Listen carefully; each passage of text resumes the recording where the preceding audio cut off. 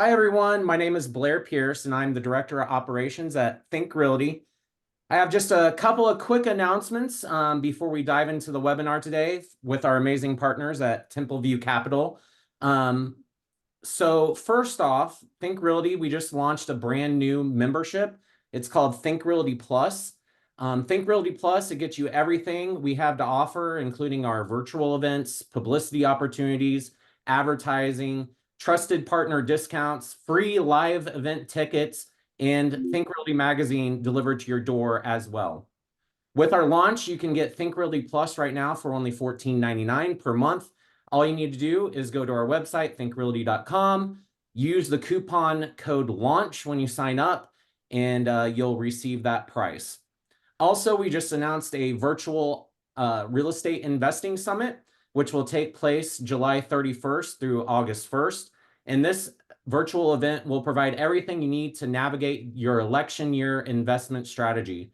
Tickets are only $24.99, or you can get those complimentary if you sign up for Think Realty Plus. And again, you can get tickets at thinkrealty.com. For the webinar today, please use the question box for any questions that you may have throughout the webinar, and all your questions will be answered at the end of the webinar. And with that, I'm going to hand it over to Mark and Ben with Templeview Capital to talk about DSCR, a deep dive of creating wealth through leverage. Mark and Ben. All right, we are super excited to be here to share some knowledge and wealth to you guys. We have done this personally. We are very excited to kind of get started. Ben, well, let's get the, we've got a little prepared PowerPoint for you. We'll get that up real quick. But again, just we want to Think Realty. Blair, thanks for everything that you do. It's a great platform to be able to share some knowledge and really kind of just help our borrowers and our clients to use our products to become versed in rental properties, fix and flip, ground up construction, and our bridge products that we have at Templeview. And a little bit about what you're going to learn today is just a deep dive in one of our most popular products, and that's our DSCR product. And you're going to be hearing it from myself, Mark Birch, and my good friend Ben Johannes. Both of us are real estate investors ourselves. And if we go to the next slide, Ben, we can kind of go through a little bit of just our backgrounds and really take it from the top and just you kind of understand where we're coming from. I started in the residential originations back in 2005. I was working as a mortgage professional. I moved into the wholesale world in 2005, and then I've, of course, experienced the crash in the real estate boom. From there, I started working for this company, which is now known as Templeview. But while doing so, I started really getting that itch to do some fix and flip lending, fix and flip originating on my own. And through doing that, I actually got through about 10, 11 deals on the fix and flip side before I bought my first rental property. And that first rental property, we'll go into detail because it's a lot of fun. And since then, I've grew my portfolio into almost $3.5 million, and it's comprised of a couple of multifamily buildings. I have 240 buildings. I got 3 long-term rental. I own a mobile home park, which has been a lot of fun. I also have 15 short-term / midterm rentals, which we'll go over. And my good friend Ben has a lot to share as well. Hey guys, Ben Johannes here. I guess a bit about myself. Slight difference from Mark's background. I actually started this industry in finance. Right, I was financial advisor with different firms over the years for about 10 years, and about I think 2014 or so, when my daughter was born, I decided, you know what, this is not for me anymore. I wanted to jump in headfirst into real estate, create wealth for myself. I started as a flipper back then.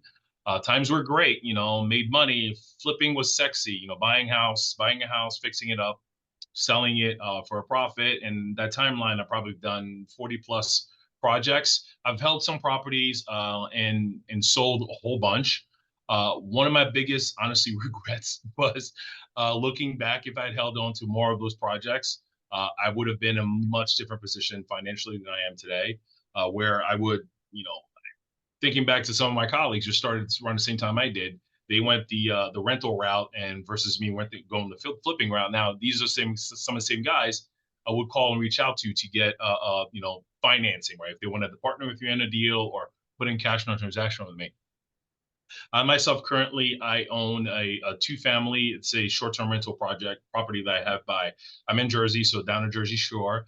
I also own a 7-unit building in Hartford, Connecticut. I'm looking at buying another 7-unit down the shore, adding more and more of these asset classes in my portfolio. A mixed bag between low-income housing as well as more nicer, higher-end housing, and something in between. I guess the about 3 years or so ago, I started in the originating space. That kind of gave me a whole new understanding of the financing of these types of projects, and really, really understanding the advantages of rental. Like owning a rental property, I think should be part of everyone's financial strategy, because it's the best way to frankly stay ahead of inflation, and solve a problem that's facing the country's facing currently with the housing crisis, right? Providing more and more uh, the housing stock to potential people, places to live, and so on and so forth.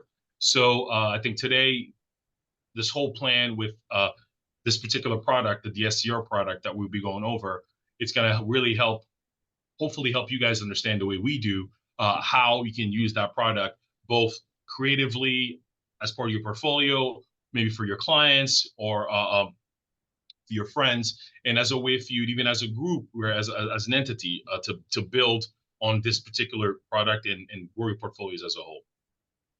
Mark? Yeah, yeah, I mean, as we go to the next slide, I mean, I think a lot of what we are going to be covering today, and we want you guys, listen, if you hear something that we're speaking about and you have a question, just don't forget, put it into the tab, because we want to cover this question. We are covering a lot of information, and so more than likely we might hit your question during this presentation. And we're going to start just kind of getting into it. DSCR, if you don't know, which you should if you're on this platform, is a debt service coverage ratio. That's what it stands for. And really, from a perspective from the lender, right, we are a very unique way to finance your project, right? Like we are looking at, it's called asset-based lending instead of individual-based lending. So we're looking at the performance of the asset, and we are looking at how much money that property makes. One of the things that we are going to underwrite is, are you going to be able to make your mortgage payment just from the income that you're going to receive on that loan? Templeview actually does look outside the box too. And we do go down to a 0.75 DSCR ratio. And so what that means is essentially, if you are going to make $1,000 and you're going to pay $1,000, your ratio is a 1 ratio. Okay. In the world of investing, and Ben, you'll kind of take over in just a few moments here on your side. I look personally for my debt service coverage ratio to be at least a 1.5 or more. Okay. I do want the upside. So my multifamily buildings are going to be closer to a 2.0, 2.2 debt service coverage ratio. So my payment is about $2,000 a month, and that covers everything, taxes and insurance, and of course, my mortgage payment, and I'm bringing in close to $1,000 per unit, $1,100 per unit, right? So then I'm bringing in $4,000 to $4,400 a month on these units. When I go into my single family housing, I have a couple of townhouses, a couple of other things. I'm going to be at a ratio of about 1.2 to 1.3, and that's pretty normal across the board. And when you get into midterm / short-term rentals, you really should be almost as close to 3 as you can. 2.5 to 3.5 is going to be a range I'm going to look for those short-term and midterm rentals. And that's where you really can make some money in this space. What about you, Ben? Well, I mean, to add to your point, right? The reason for that, guys, is, I guess let's start from the beginning, right? So debt service coverage ratio, as Mark pointed out, it's actually a measure that financial institutions use to come up with what your ratio is versus your mortgage, tax, insurance, association fees if you have an HOA versus what you're collecting per month on that property. Just to keep the math simple, if let's say mortgage tax and insurance for a property is $1,000 a month, and you're collecting $1,250 a month, automatically, easy math, your ratio for this particular project is 1.25. That's your DSCR. So over time, right, this product wasn't as popular 10 years ago. Over time, it got so popular that, it kind of retained the moniker of the DSCR as a product type when really it isn't. It's just a rental loan. The reason why it's really important to kind of factor it in, to add to Mark's point, right? When you're looking at purchasing a property, because at the end of the day, this is still a business. It's not charity, right? We're looking to make money by improving properties and having our tenants as clients and paying us for the providing them with shelter. The importance of factoring that in, depending on the type of investing that you do, whether it's short term, midterm, or long term, and on top of that too, whether it's a multifamily or single family, is you have to factor for vacancies, right? Rent loss. Heavens forbid you have a multifamily and it's a 3 units, 2 units are vacant. Now, if you weren't factoring a 1.5 DSCR, you're now potentially coming out of pocket.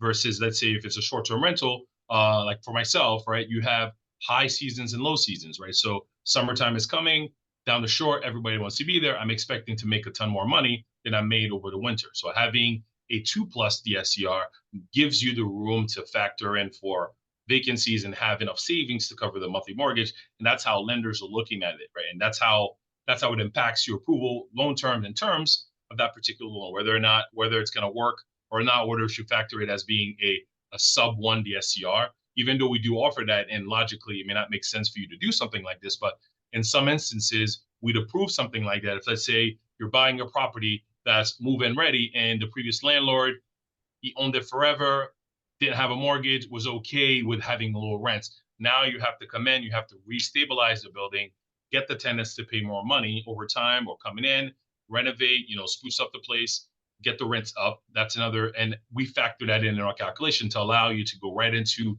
a DSCR loan versus having to get into a bridge, which is typically double digits, right? So that affects your cash flow. So these are some of the ways as lenders we look at these deals, and investors, that helps you understanding how your lenders would finance something makes it easier for you to figure out the type of asset class you'd want to go after, figure out your financing, and so on and so forth. Okay? Yeah, and as you move, go ahead. As you move to the next slide, I mean, one of the things I want you guys to realize is we're your partner in this. We're your lender. We can look at and really help you understand how these loans work for the people that are on this podcast and understand this. Maybe have 5 or more rental properties. You're pretty much a seasoned vet, right? When I'm looking at a term sheet or putting one together for you, we have a lot of things in line, right? So we're just trying to get you the lowest terms, our lowest rates, and that's what we're going to deliver to you. For people that are new, right, we want you to realize that these programs literally don't look at your income. They don't look at your tax returns. You don't have to provide a bunch of bank statements in some of our programs as well. We're not looking at those items. We're looking at the performance of that asset. And that's where it comes into play. A good loan or a good rental loan will always get funded. And just a way of how we can use what we know for our own experience to help you structure that in the best possible manner. Because you might be taking money from a previous sale and wanting to, instead of pay taxes on it through the government, you get into a situation where, you can maybe buy 1 or 2 rental properties. And that's, comes to structuring. And so what we can do to help you structure that is look at what your payments are going to be, structure it, look at some of the ways that we can structure it through interest-only loans and different ways to get the payment as low as possible. Because what we want you to do is have as least amount of money in the loans. And if you're going to use our loan to add value, so buy, the house that might need a little bit of work. Everyone knows, the BRRRR strategy: buy, renovate, rent, and refi. That's the BRRRR strategy. That comes through buying correctly, but you can also utilize Templeview as your partner in that acquisition. Instead of putting down 20, 25% on the purchase, you're putting down 10, 15%, and then you're adding value and then doing a refinance through this program as well. And so these are some of the things that you can use to secure your funding. after you acquire the property and add that value to it. And we want you to be aware that we're your partner in all those facets of these loans. Now, to add to Mark's point here, now it may sound a little, too good to be true, right? No income, no assets. Now, we do look at these loans from an underwriting standpoint, and we'll kind of go over this in the next slide. Make sure that at the end of the day, if we're going to be your partner in this particular deal, we want to make sure that the leverages are correct, right? So you're not coming to us, they say, I have this great deal, I need 100% financing on this, right? There's ways we can help you strategize that to figure out how to get to the 100% financing, but that's not something that's inherent with the loan. At the end of the day, we want to take this risk with you, but you have to participate with us in some way, shape, or form. Whether it's you bringing us a great deal and we're helping you with the BRRRR strategy, as Mark mentioned before, or you bringing us a great deal where the income may be, you may need to bring, a bit more money down for you to get there. And there's ways we can kind of show you or coach you partnering with people, bringing different funding sources together to help you get the financing in place to be able to buy that property and refinance maybe a few years down the line once you've increased the equity in said asset, right? So there's different ways, different strategies we can use. This particular product is very good in that sense. And frankly, the market is dying for it. We're looking for these types of assets. We want to solve the overall American housing crisis, and that's one great way for us to do that. And remember, doing this strategy, getting into rental properties is creating wealth in the future, because you are taking someone else is paying down your mortgage over time. No matter what time you look at, and again, 10, 15-year time frame, your property will be going up in value. We have gone up past our crash of 2008. Values have increased past that crash. Okay, so understand that if you're in this for the long game and you want to create wealth through real estate, buying these rental properties using DSCR loans to span out, because one of the other things we wanted to talk about is if you're buying this with your income, if you're buying this through your tax returns and how much money you make and getting qualified with a FHA or a conventional loan, you have a limit to how many you can buy.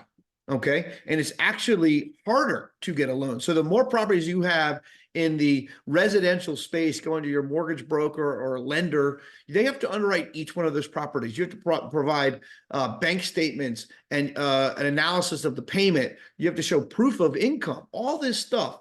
When you're dealing with, trying to get qualified on the residential loan through like a conventional loan. In our space, we look at it direct opposite, which makes people kind of like not understand it when they're just getting their first DSCR loan. We want you to have 15 properties, 20 properties. It makes you a better borrower for us. It makes you more stable because we know that you have a lot more properties and potential to make income. And so we're not underwriting. It's a great way to add to your point, Mark. It's a great way to mitigate the risk, right? So the more assets you have, the better you are at managing them, which tells us that, making this investment with you puts you in a much better position where if you have a tenant that's not paying, you'll have income coming from other properties that allows you to be able to cover this mortgage. So Absolutely. yeah, so to Mark's point, doing this allows us from an analysis standpoint, we feel a lot more comfortable with, let's say, a borrower with a book of 20, 30, 40 different properties than versus someone who's brand new. This is their first ever project. Now, it doesn't mean you won't do it. It just means that the underwriting has to be a little more thorough, and we want to make sure that this deal itself is going to be very profitable for the borrower actually undertaking that deal. Yeah, absolutely. I mean, and that's what it's all about, right? Like, so again, good deal will always get funded through us. We'll help you structure these deals. We know what the underwriter is going to look at. We can also give you potential risk from a neighborhood's perspective. We have a lot of things that we look at to make sure you're not buying something that's in an area that has a lot of board ups, for example. We're going to be underwriting to that because, truth be told, it might be a cheap value or a cheap barrier to entry.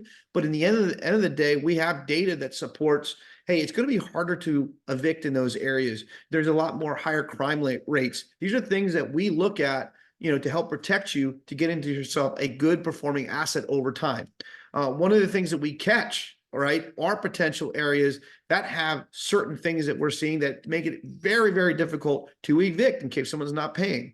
There's other risk factors to make sure that you're getting that you understand. And that would be if you're buying into a condo And these condo sometimes have like rules about what you can and cannot do.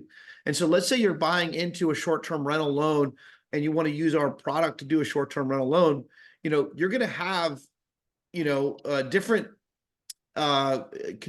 constraints from the condo writs and laws that says, hey, your short-term rental isn't going to work because you need to have at least 90 days on a rental side.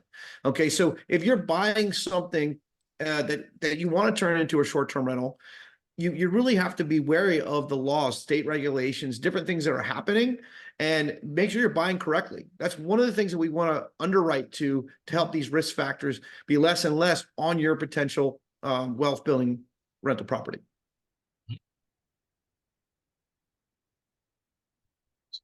So on the other thing as well, with us working with Templeview directly, what we help you with primarily, because once we're also investors ourselves, is understanding how to expedite the loan approval process, right? Those DSCR loans, for the most part, we can actually close them within 2 to 3 weeks, which is great. And speed and efficiency is always the key to winning deals, especially in this very competitive investing space. So working with us directly will give you lots of tips and tricks in how to get the loan in, get the appraisal done quickly, get your underwriting process done quickly. We even have ways, let's say, if you have funds moving in and out of your account and you may have some issues with sourcing some of the capital you have in there, if you're willing to, let's say, pay for all 12 months up front, that's one great way for us to have to avoid having to source the funds that you're putting together to purchase that property, right? Building strong relationship with us and other lenders, obviously, and there's other folks in the industry would like to think we're the best, obviously, but there's others in the industry. Building strong relationship with those folks, understanding what their underwriting guidelines are from the beginning will just help your process streamline everything, get done as quickly as possible to be in and out of these deals, to be able to acquire and build your portfolio within a timely fashion. And that's the best advice I can give, because I myself, I'm one, and I know how to do things here. It makes it a little easier. And understanding how to what your lenders require ahead of time is usually the best key to success, especially when you're looking to fund these types of DSCR transactions. Mark, anything you want to add? Yeah, and Ben, while you have the screen up, I mean, understand something. When you have all your stuff that we're talking about, all your documentation, we're only going to fund it in an LLC. So always be prepared. Have your LLC docs, have your operating agreement, your articles, and a certificate of good standing. These are things you should have regardless, saved in a folder on your desktop. And you can create a new one for each and every property that you buy. I have a holdings property for my short-term rentals. I have a holdings properties for my long-term rentals. When it gets to a certain number of properties, I do create a second one. This is just the way I do it. Again, I have people that have, an individual LLC for each one. Okay. It just depends on what you want to have. But as you're starting out, if you're new, just have your rental and your flip. You have two different ones. And as you build your portfolio, you can move from there. But really, that is it. If you are going to partner with somebody for your deal, make sure you know that partner. Okay. We'll talk about some things that we've made mistakes on in the future, in a couple slides. But remember this. This is not a flip. I've partnered with a lot of people during flips. You're in and out of flips 6 months, 9 months. If you're struggling, possibly a full year. Okay. And you're with that person for the year, and you've created an operating agreement that's going to say who makes what. In a rental property, it's completely different. You're signing basically, most rental property holdings last longer than a marriage does. So you're going to have a situation where you could be with them for 30 years. So know that going into this, if you're only going to be around for a few years, have a strategy in mind. And again, when you're going to a lender, have your documentation ready to go, because really what happens, and we say 7 to 10 days from receipt of appraisal. That's what we say to our people to close. But for people that are returning clients to us, they know all we need once you've been underwritten from Templeview is an appraisal. That's it. Appraisal comes with the rent schedule. And depending on how you're structuring a loan, if we're going to need to show some reserves, or if we're not going to show some reserves, these are really it, depending on how we structure the loan.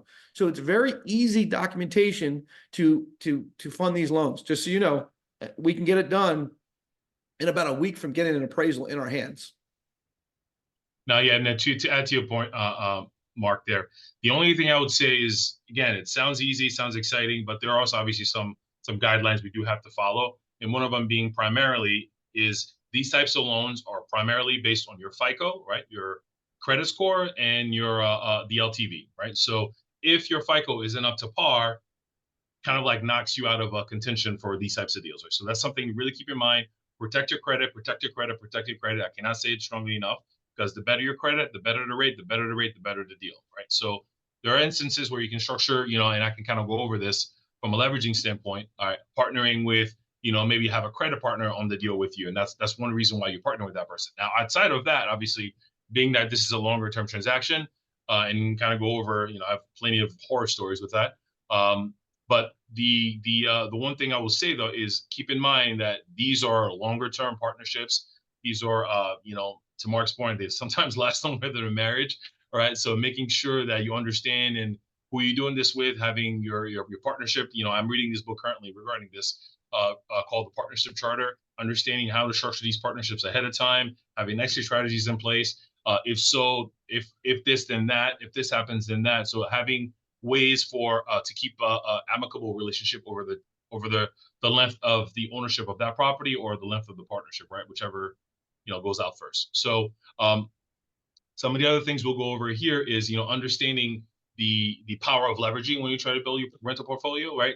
So going with a typical term of these loans, they'll go for 80% of purchase, you know, and then from there, from the 80%, that's what we'll give you on the purchase. If you're refinancing, we can go up to 80% of rate and term. I know there was a point in time where we used to go up to 85%, right? Those days may be coming back, but these are the things you have to understand, that we're partnering with you on these deals. We're willing to take the risk with you. We want to make sure you also have some skin in the game. Right? And there's other ways you can get to that number. If let's say you don't have the means or the funds, maybe you buy it using the BRRRR strategy. Buy with a 10 or 15% down. Do some work to the place, increase the value, then refinance once the work is done and pull out some cash, your initial cash out, right? Because we'll allow you to use up to 75% of the future value. So now, essentially, if you bought right, keyword here, buying right, if you bought right, you'll be able to essentially pull whatever cash you came out of pocket, that 10, 15%. So it's a beautiful, beautiful product, allows for a lot of great leveraging strategies. Mark, I don't know if you want to go over the next ones here. I mean, listen, the number one reason for failure in this space is not having enough cash in the bank. That's really the number one reason that someone fails. And again, that's why leverage is so important. Some people that I've talked to, some real estate investors, they actually, their goal is to pay down the mortgage, don't have any debt. But truth be told, that same person, you could use leverage and keep it a low leverage, 60% LTV or whatever it is, and use the cash to buy more, right? There's always going to be a deal out there that can make you money. So if you're using the loans that we can administer to, acquire more properties, then you're using leverage to spread out the risk over those properties.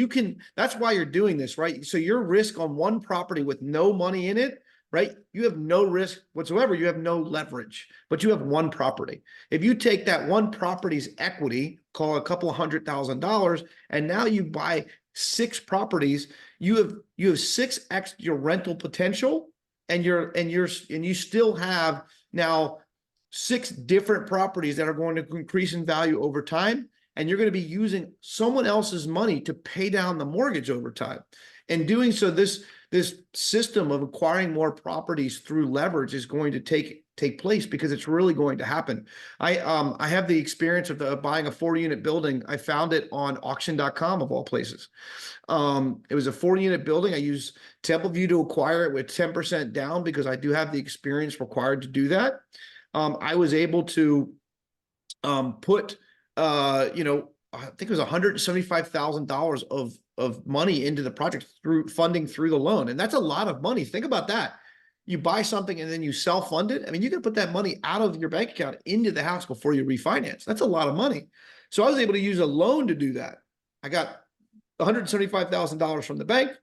I only had to put 10% down. And when it was done, I made this measly $100,000 property into about $450,000 appraisal. And I took out, enough money to pay me back all the money that was in the property. So when I was done this deal, I actually got paid to do the deal when you looked at the final numbers, because I got a little bit more cash than I have in the deal. And that's a performing asset. Not only did I take the money back out and I bought another property because I was able to have enough money in it. It was completely leased up. I had another $50,000 in the bank. I took some money and I bought another property. That's what that power of leverage does. It allows you to keep money in the bank and use potential proceeds from selling a house or refinancing cash out to buy another property. And so that's how you're going to maximize your returns, by doing these different financial structures to acquire more properties and be smart about your leverage, because it's going to put money in your pocket, allowing you to do more deals. That's essentially how all these big shot, landlords, that's how they've done it. That's how they've done it over the years. And I've met a few, in my time at Templeview, where they've owned, 3, 4, 500 different properties. And over the years, that's exactly how they've done it. And they've paid down the balances and did cash out refis over the years. And the beautiful thing about this, guys, is when you do a cash out refi on any of these types of assets, if you have the equity, it is tax free. So until you pay down that debt, it's still a loan and your tenants are paying down that debt. And if you're looking to build more, use that same cash to go buy some more properties and so on and so forth. So you can start, let's say, with a portfolio of 10, you've paid down that debt, and now the equity's grown over the years like it has the last 10 years. You can now take additional cash out against that building to buy more, buy more, buy more. It becomes almost like a self-feeding machine, right? So over time, you may find yourself with, 40, 50, 100, 200, 300 different properties, depending on how big you want to grow your portfolio. And I can foresee this type of product will be here for a while. It is taking definitely the industry by storm, and we're looking forward to see how well it grows and all the different variation that's going to come about. And we'll go to the next, but we have to say that, we are not tax accountants, so we'll let you make it. Yeah, correct. Not attorneys, max tax account. Please don't say Ben said something. So, anyways, going over different diverse rental strategies. I know Mark is the expert on the short-term side, short-term and mid-term, so I'll let him take this one. Yeah, and I, just to kind of tell you, just to finish that point, I think about this. Let's say you have no money in the bank and you get an inheritance of $1 million, and you want to be, you want to start investing in real estate. You could take $1 million and buy one property and buy it cash, right? And then you'll take the proceeds from that, save some money, and then buy another one. But think about the power of that leverage, taking that $1 million, buying, let's just say 3 properties instead of 1, and taking very low leverage, 50, because rates are what rates are now. They're in the low 7s with us. I mean, and when you look at where the rates were, Ben, Templeview had a short-term 30-year fixed interest rate of 3.25% just a few years ago. That's more than double of what it is today. And that's why you always have to be fluid. I mean, you can always reevaluate your rental properties over time, looking at what the interest rates are going to do. I got into short-term rentals in my job when I was, if you remember my career, I was doing wholesale mortgages for a company called First Franklin, and I was making a lot of money with them. Instead of buying a bunch of stuff, I bought real estate. But when I was buying this real estate, it was pre-construction in 2006, 2007. And so when we had the crash, they were in my personal name. I wasn't smart enough to put them in LLCs. I was in my 20s. I gained a couple of rental properties, but I bought them at the beaches. I was in Florida. I was in Delaware by Bethany Beach. And when I closed on these houses, it was a real impact on myself and in my name. And it was over leveraged because, again, at that point, if everyone had real estate in 2008, if you bought it in 2008, in 2009, it probably wasn't what you paid for it, right? It was a lot less. And so when you look at, I look at strategies, and this is why it's so important to always be learning, right? So, and back in 2012, when Airbnb had come out, I researched a little bit. I was like, okay, well, I got a buddy living, in my basement, but I got a 3-bedroom, 2-bath, beautiful house by the beach. I could put that on this platform, and it really got me involved in short-term rentals. So that my story was I really had to pay the mortgage. And so how do you pay the mortgage? So I got into short-term rentals. And back then, midterm rentals weren't a thing. So this is what I've learned recently. A lot of my vacation homes, a lot of local businesses in the vacation areas do a lot of work on roads, infrastructure, on the off season, because if you've ever been to the beach, it's very busy, right? You're not going to want to put a worker on a road fixing potholes. So a lot of that stuff is happening on the off months. And so I've made some partnerships with local municipalities, explain what I do. I've got 15 properties in the local area. I'd be happy to rent them to your people. So these houses have turned into midterm rentals. It's something that I did recently. Midterm rental definition is usually 30 days or more. And there's no lease in mind. Some people will do 30 days. They might do 60 days, 90, 120. These have turned out to about 120 midterm rental. And I'm loving it because we are on some of these assets. I traditionally run my calculators at about 60% of occupancy. So if you know what that means, I'm vacant 40% of the year. Okay. Running a midterm rental, my numbers are going to be in the 80s. It's going to be probably our best year being able to not only take a short-term rental, but taking a short-term rental and creating midterm access to that rental in the off season. Another couple of things you can do, and if anyone wants to write this down, Furnish Finders is basically Airbnb for midterm rentals. So just furnishfinders.com. They actually on that website have the ability to look at a zip code and say, okay, this is your potential in these zip codes. It's a lot of great data. And I still use for my short-term rental, when I do my research, I still use airdna.co. That gives me all the data I need to make my decisions. And just so you know, when I created a short-term rental loan, one of the things that I did was I showed the AirDNA number on my own personal rental, and I matched it with my W-2, and those numbers were exactly the same. The data is correct on these sites.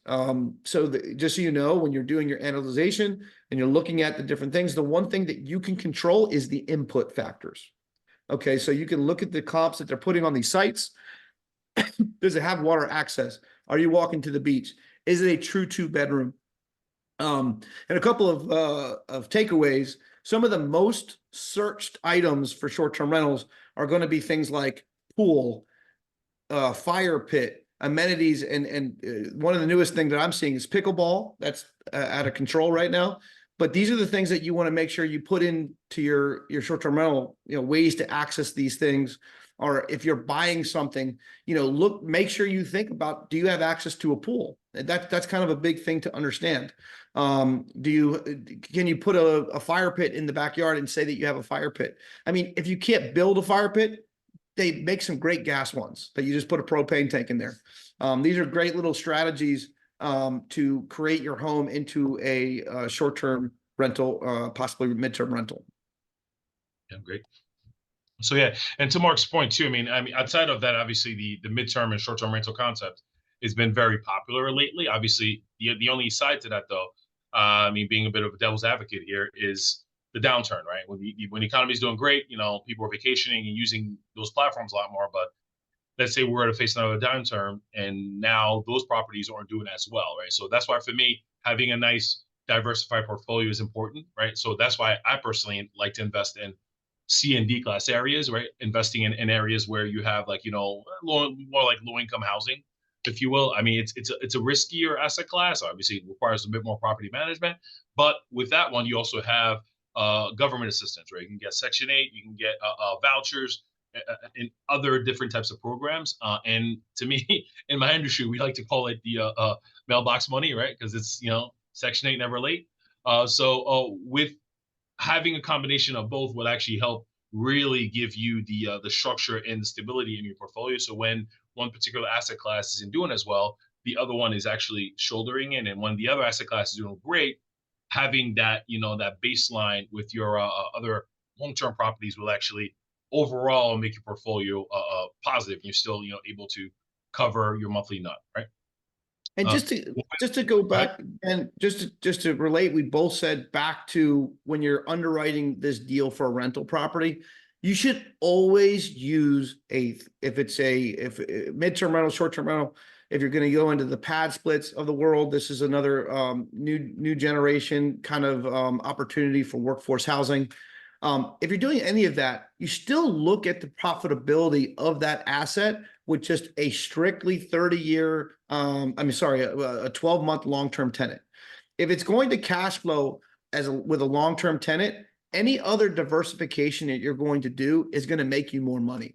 So like I said earlier in the example, a short-term 30-year, a 12-month lease, right? So a monthly renter, a yearly renter, that income is going to basically be the least amount you should be able to earn on that property. Anything else, midterm, short-term, pad split, even the Section 8 stuff, it's usually going to be more than the market rent of that property. And again, for me personally, getting into like how I underwrite my deals, I like to invest in areas that you can actually drive to. This hedges, and Ben, maybe you don't know this hedges against that downturn in the economy. Literally, there's no airport in Ocean City, Maryland. That's where I have a lot of my short-term rentals, and Delaware beaches. You're driving to these areas. So it is, in my opinion, there's a need. And this is why another thing I'd like to say is when you look at your municipalities and you look at hotels, is there a need to have short-term rentals there? And the answer to that question is yes. And so there's different places that you can invest, and you can feel very confident in the future that if you have a fee simple single family residence, you should be good with any municipalities coming down as long as there's going to be a need for housing, and you can create better amenities. I say fee simple for the one fact that if you're buying into condos can change on a whim.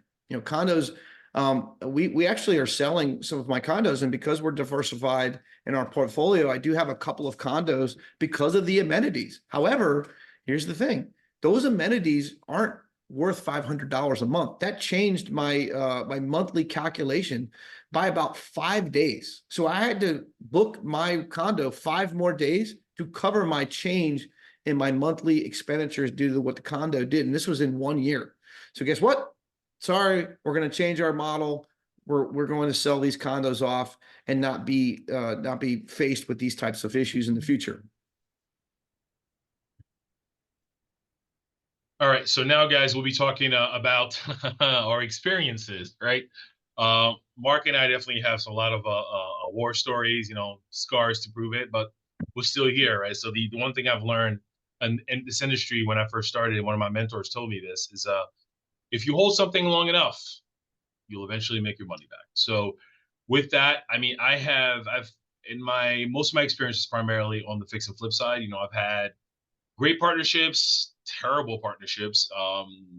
Ultimately, I think the goal should always be focus on, as long as you can learn something from it, you can grow from it, you'll be better for it in the long run. I've had some amazing success stories. I shared one earlier where when Mark and I were talking offline, where because I have signs in my truck that says Ben buys houses in apartment buildings, and I get deals that way. I got a call from this guy who went to the same gym as me, and a year later, he took a picture of my truck.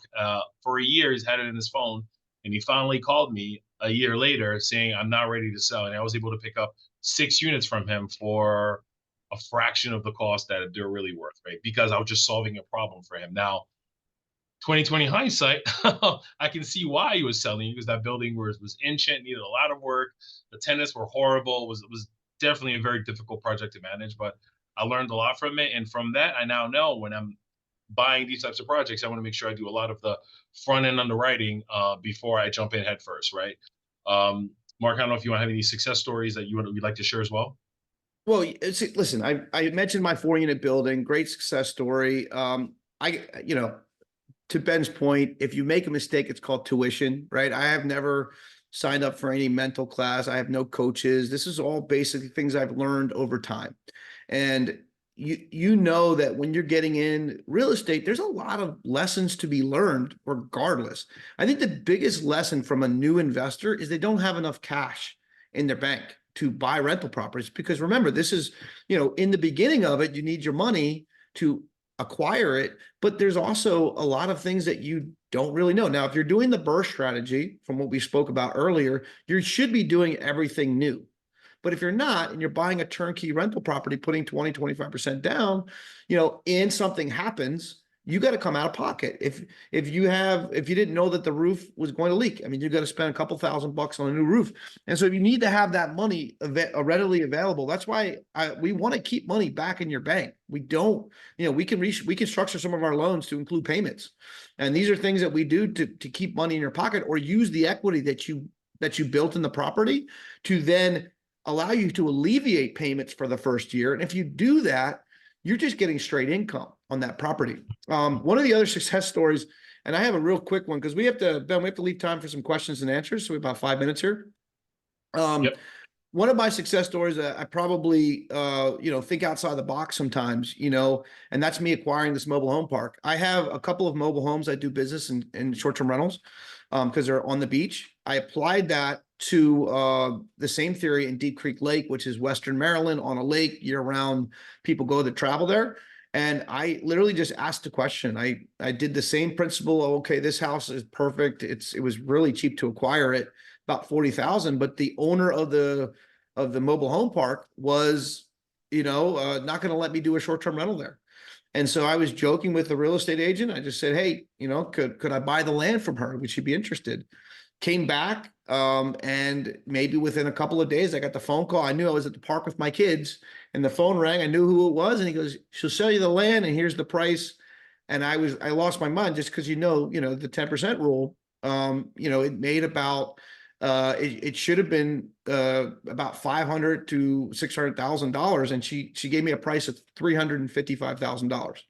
Wow. And of course, to Ben's point, I said, "Is that the best you can do? Because you always gotta, get it lower." Don't ask, you don't get. You don't ask, you don't get. I think I got it at 350 or something. It was like not a lot, but regardless, I acquired this property, and it's one of these really nice asset classes that has a very limited risk and a ground rent, which is the management is cutting grass and doing snow. So it's a really nice thing to do. And then lessons learned. I always tell my story of my crack house, because I bought a crack house, did not know it was a crack house. Our area was crack, where they were selling drugs, but I never went to the property after 1 o'clock in the afternoon. I ended up going to the property after I purchased it about 3 or 4 o'clock, and I saw, listen, it was a nice house. It was at the end street. There was a school right there. You literally walked to the school. So I figured I was good. But no, go to your houses, any rental property, if it's in a questionable area, make sure you go there at dusk, walk around. Do you feel safe? That kind of thing. Because that was a lesson learned for me. Dawn in at dusk. That's a great rule. Yeah. I do the same thing with mine as well. Like this one property I've done that. And if you feel uncomfortable going there after a certain time, at the end of the day, even if you hire a property management company, it's still your project and your responsibility, because at the end of the day, no one's going to care more about your project than you will. So make sure to follow these simple rules, right? Dawn, was it dusk, as well as around lunchtime. See what kind of activity is happening around there. That kind of gives you a good idea of what it's going to be like with that particular property during the time like you own it. I mean, for me, another common mistakes to avoid in leveraging these types of projects. I mean, I think I press back on, especially if you're looking to grow and utilizing the concept of OPM, or other people's money. When you're partnering with people, just like Mark said earlier, it is a marriage. Especially for the long-term assets. Understanding who you get in business with, make sure your goals are aligned, because they're really hard to get out of, and it's a lot of stress. It's very emotional, draining, and all that stuff. And I'm going through one right now, so it's not that great. But overall, though, it still doesn't deter me from continuing doing what I'm doing currently, because ultimately it is the best and fastest way to grow your portfolio, get more assets under management, and reach the the American dream, right? Like the financial freedom that everyone kind of touts about. Anyways, so time is heading down now. We'll have a few minutes to go over questions. I guess a Q&A session here. I see here there's a few questions that were added on the chat box. Let me kind of go through them pretty quickly. So let's see here. The first question is from Caroline Levine. If you have an LLC that already owns the property, do you need to open a separate LLC for the property you're hoping to get asset-based funding? Yeah, and But Absolutely not. Like, so if you have an LLC, we just underwrite the LLC. We take a look at your operating agreement, make sure you're in good standing, and you can refinance right into that exact LLC.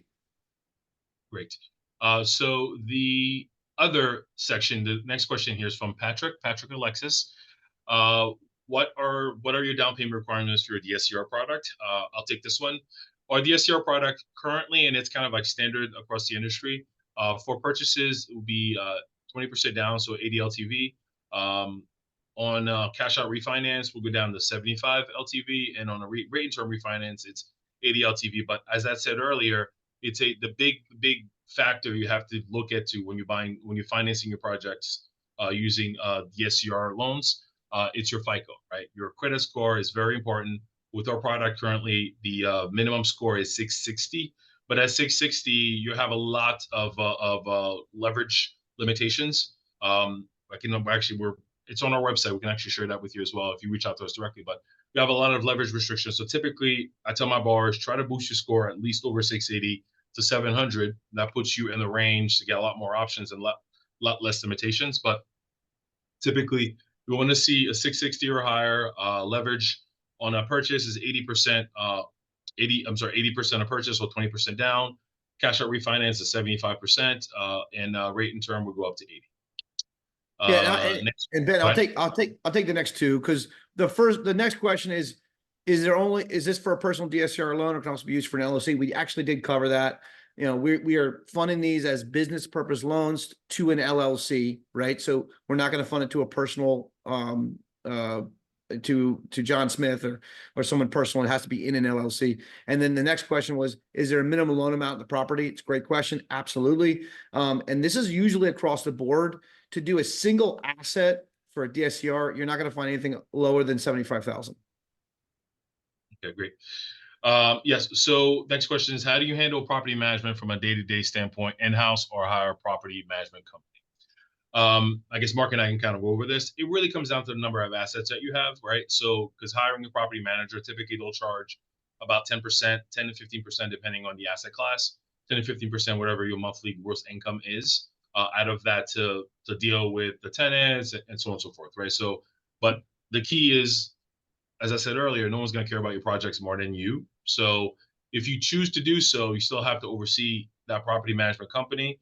And if you have enough properties, it may be wise to have it in-house, right? Have someone you hire and pay. You know, there's a lot of virtual assistant companies currently that are available that do a lot of that for a fraction of the cost. It's something to keep in mind.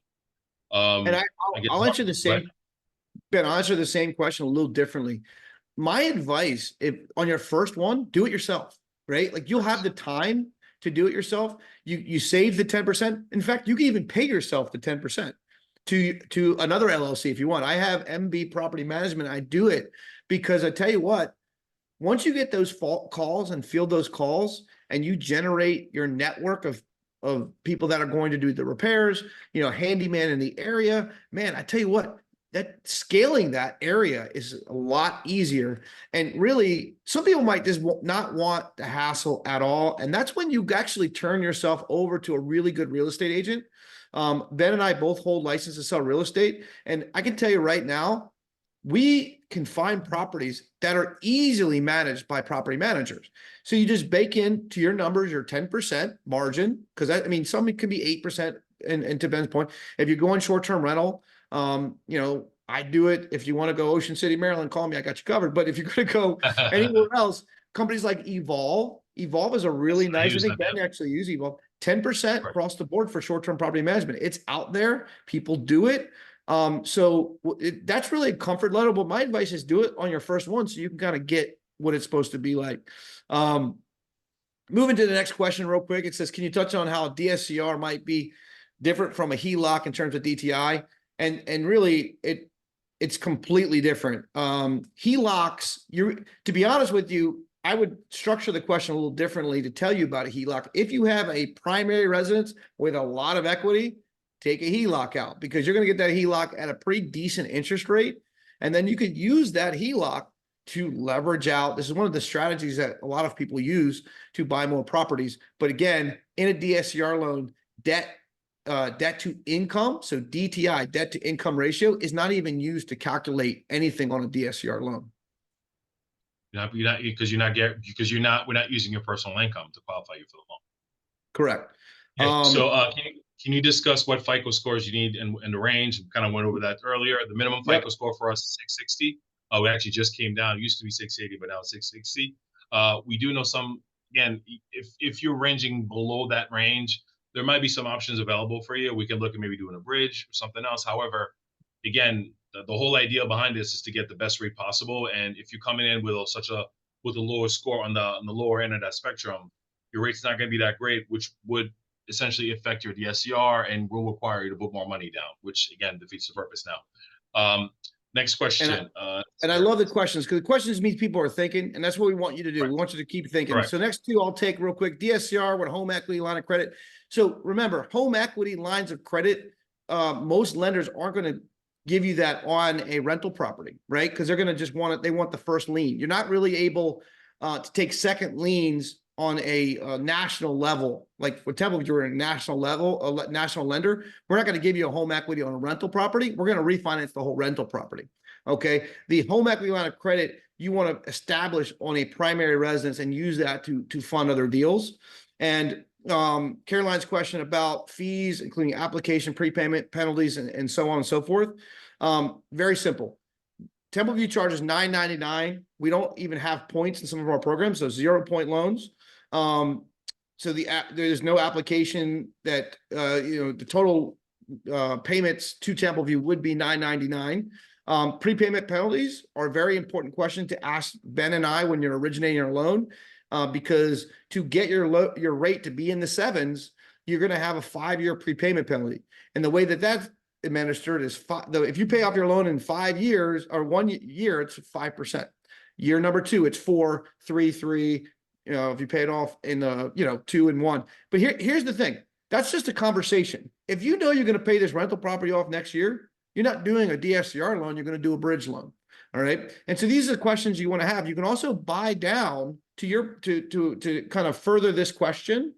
If you have a partner that is out of the deal in 2 years or 3 years, then you're going to refinance, then just buy your prepayment penalty down by 2 years. And then you have a 3-year prepayment penalty. So you have a target on it. This is all stuff that you ask during origination. Great. Next question here. What's the minimum loan amount? I think Mark went over this already. We go down to 75 with our DSCR loans. Ideally, though, the property itself, we need to appraise as is for 100,000.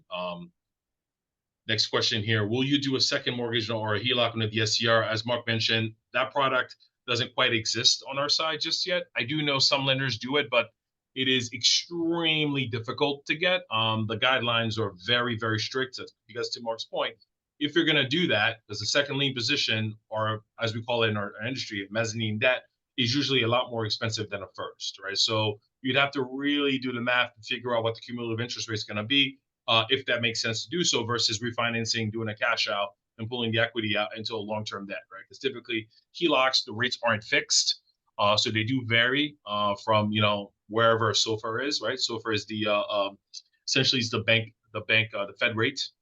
So you have to keep that in mind when you're doing those types of loans, which is why it's a lot simpler to just do a cash out refi, pull equity out, versus to look to do a HELOC. Now, if you're going to do a HELOC, if you own the property under your personal name, because I know some lenders will allow you to get a rental property under your personal name, which is very common. That's how, landlords have done it over the years, right? You can do that, but again, you'd have to speak with that lender directly to figure that part out, because I know there's different strategies, such as doing a HELOC on a multifamily. Some lenders don't allow it; they want it to be a single family. There's a lot of varying stuff here, and it's obviously this is not the platform to grow all this. Feel free to reach out to one of us, and we'll kind of cover all of that. And Ben, click this slide. Click the slide that has the contact information on it. Just so we can kind of get to a couple of these things, because we are getting close to the end of our presentation. But Mrs. G mentioned, I think we covered your first question in regards to prepayment penalty. You know, if you want to get out of it, absolutely. Just be wary if there is an exit strategy. And we kind of touched on this earlier. Anytime you buy a property, whether it be a flip or a rental, short-term rental, what have you, always have an exit strategy. My exit strategy on my rental properties is retirement.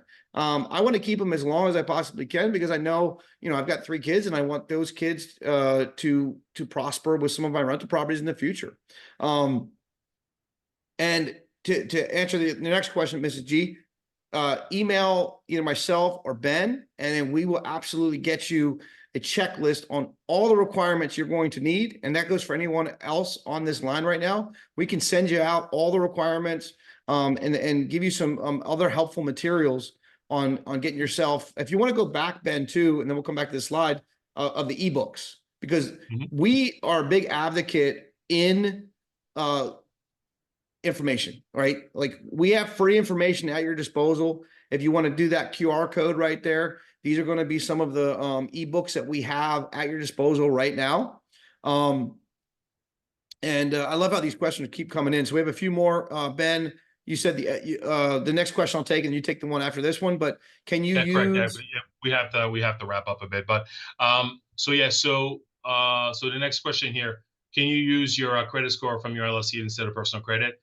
Again, as we had mentioned earlier, this is purely based on your personal credit and the income, I guess, the property generates. That's why it helps us determine the DSCR, right? So the reason why we do this is because you do personally guarantee these loans, even though they're technically business purpose loans. We still have to make sure that at the end of the day, you know, there's some sort of recourse here, right? We do offer, you know, limited recourse options, but that's when you step into a whole different category of, you know, multiple properties at once. But if you're doing your one-off, your first, we just want to make sure someone's on the hook for this, right? So if we're gonna take a risk with you and it doesn't work out, and you realize you don't want to be a landlord, getting that 3 o'clock in the morning, you know, toilet phone call, and you kind of walk away from this, someone's got to be on the hook, right? So we want to make sure that you're in this with us, you're taking the risk with us as your lender. So because of that, yes, we do require a personal guarantee, and we will look at your personal credit. Now, this loan will not show up on your personal credit, but we do use your personal credit to help us determine your qualification for that loan. Let's see here. I mean, that's a great point. Don't Ben, let's make sure they nail that point in. That point is this: if you get your credit report pulled and you have your primary residence showing up in your credit report, if you have 5 loans with DoubleView, none of those 5 loans will show up on your credit report unless you are delinquent. Because if you in your mortgage note, if you're not making your mortgage payment, it could show up on your personal credit because you signed a personal guarantee. But as long as you're paying as agreed, you will not have anything on your personal credit report. These are 30-year fixed rate mortgages. Okay, so these are not going to be a 1-year, 2-year loan. 30-year fixed is how we want to structure these loans. You can have an interest only option for 10 years. If you wanted to make sure you have the lowest payment out there, it's the interest only payment. Okay. And there's another question here. And Ben, if you want to go back to, so if they wanted to reach us, because I know we're to the end of our presentation, but we do offer a 0-point loans. And then I see the DSCR you're saying for 0 points. So again, we structure these loans the best to our ability for your particular property. So for example, if you're doing a refinance and you want to get the lowest rate possible, you might actually want to pay points. I'm not an accountant, are tax deductible. Talk to your accountant about that. But sometimes paying points to discount your rate even below our lowest rate, call it 7.5. You want to get 6.75. We're going to have a floor, but you can get this rate as low as possible by paying points. Our par rate that we're going to tell you over the phone is going to have 0 points. And then just to kind of follow up about the bridge that we offer comes anywhere from 1.25 points, and it goes up to about 2.5. These are things that we can talk to you about offline, but we can give you information on all these products. Great. I guess the last question here from Susan, and then that we'll have to wrap it up from here, guys. And I believe Think Realty will send out an email with our contact information as well as the ebooks. Feel free to reach out if you have any additional questions. We're here to help. We look forward to speaking to you guys further about this stuff, and we love the excitement that this group has had with this particular product. Anyways, going back to Susan's question, can you pay down the loan during the prepay period like 20% per year? Yes, you can. There are some caveat to that. I can go over that with you specifically because it's very loan specific. But you can pay down your principal up to a certain number, and I have to double check exactly what that percentage is, so I don't want to go ahead and quote something incorrectly in the call. But you do have that ability to pay down the principal of your loan up to a certain percentage. That is correct. Anyways, guys, I think go ahead. Ben. So someone asked if we sell the loans on the secondary market. We actually, the way that Templeview is structured is we do have our own takeout in hand, right? So we have a hedge fund that owns us, and we have ways to take these products out. You're going to have, and the question you might want to ask is servicing platforms. Okay, Templeview will. Anybody who has a DSCR on, if there's someone right now, they probably have ShellPoint as a servicer on your account. These are people that service these accounts on the regular. And so these are the types of servicers that we use. Great. So I think that's that about wraps it up for us here. So thanks everybody for coming out. We really do appreciate it. Again, key takeaways. It's a great product to take advantage of, great way to build wealth, and great way to help solve the American housing crisis. Anyway, I'm Ben. Ben Joannis here, and my colleague here, Mark Birch. It was a pleasure speaking with you guys today, and we look forward to speaking to you guys offline. We're going to bring Blair back in because Blair is the man. And Blair is a good friend of mine. He's going to take us away, and we want to thank Think Realty for the opportunity to speak to you guys. No, I was just going to say great information, wonderful webinar as always. Thank you, Templeview, you guys, Mark, Ben, for just being great partners of ours. We really appreciate it throughout the years, and everybody have a great day. Thank you so much.